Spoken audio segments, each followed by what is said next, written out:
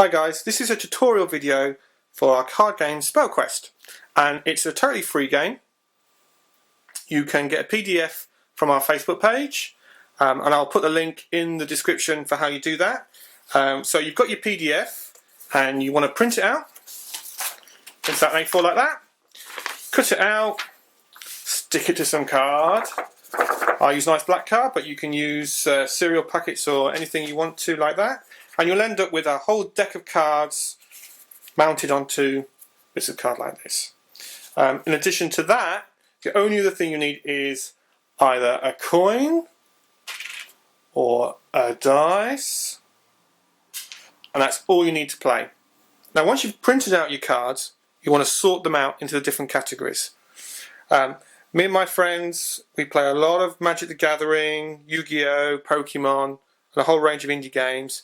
And we really wanted a game that we could play with our kids and with our family and other friends who are maybe, they don't play those sort of card games all the time. So the premise of the game is pretty simple, pretty easy to understand, and you'll honestly have the rules down the first time you play. The way that you sort your cards out is you sort them, first thing you want to do is get the 3 wizard cards, and there's one for each player. So each player takes a wizard card. Then you've got your spell cards. There they are. There's a handful of those. And each player takes one of these randomly. So 3 players, each got a wizard, each has a spell card. Then you've got your monster cards. Here they are. Put them into a nice little pile. The hazard cards, and there's 3 types. Fire, of which is 4. Earth, also 4, and water, 4 of those as well.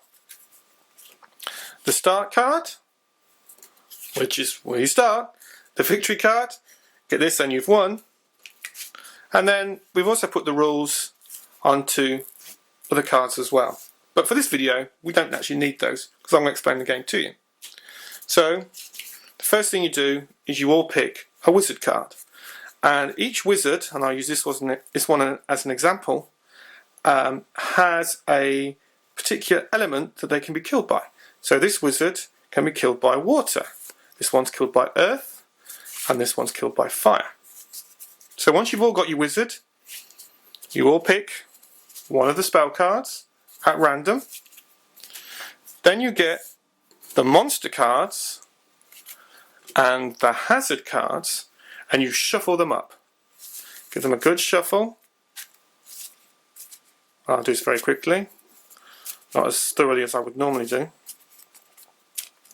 Turn them face down and you put them into rows and columns of 3. So 3 cards to a row like that. And camera's in the way a little bit, and so forth and so forth. Right? And you'll end up with a whole stack of rows of 3 cards. Your start card goes here. Your victory card goes at the end, which will be right there out of camera view. And the game is very simple. To show you exactly how to play, I'm going to pretend that I have picked this wizard here. And he is killed by water, because he's a sort of fiery wizard. And it's my turn. I literally turn a card over, right? And as luck would have it, or it's bad luck for me, but to illustrate the game, which is great, the first card I turned over is a water card. And that kills my wizard. So I start back at the beginning, and then we go to the next player, either to my left or to my right. It's up to you to agree. This wizard, turn that card back over, sorry. This wizard is killed by fire. So in this wizard's turn, they know that that card there is a water card. So they can turn that card over and they're completely safe because they're only killed by fire. Then they turn the next card over and it's an earth card.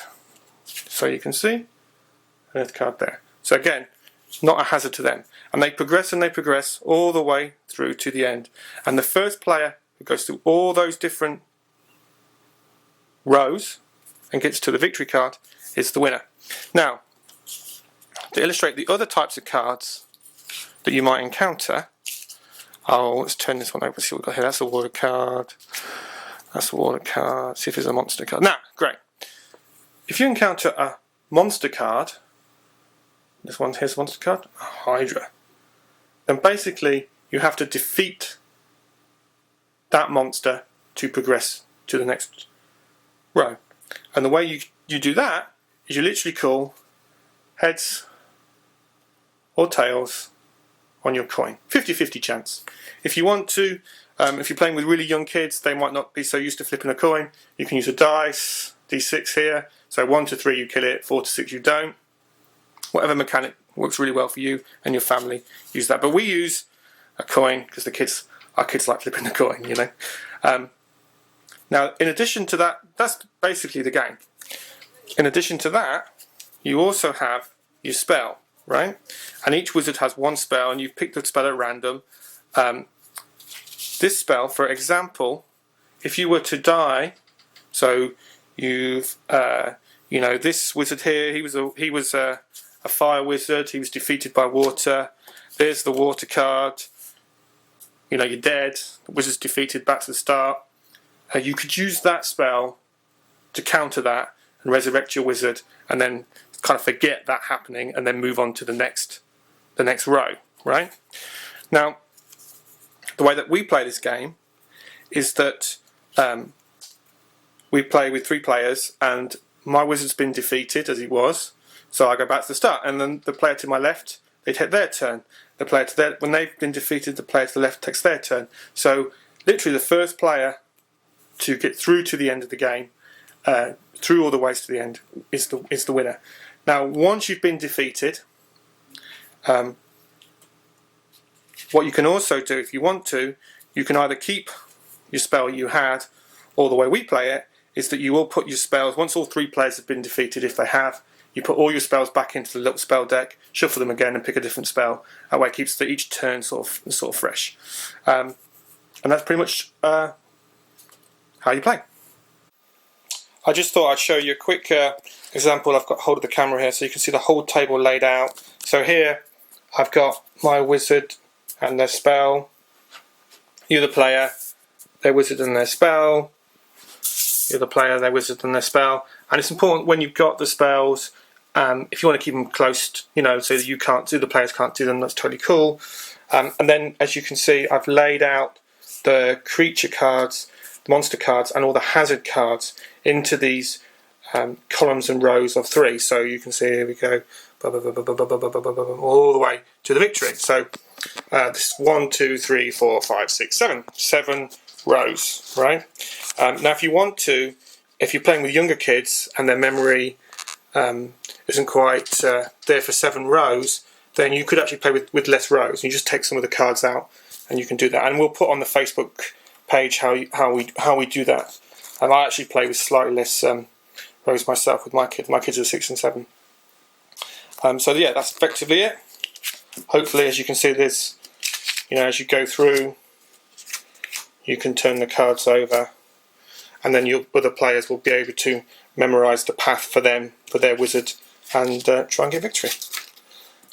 Any comments, any questions, feel free to put them in the comments section, or put them on our Facebook page. Again, I'll put the Facebook link in the description and in the comments section as well. Cheers then. Thank you.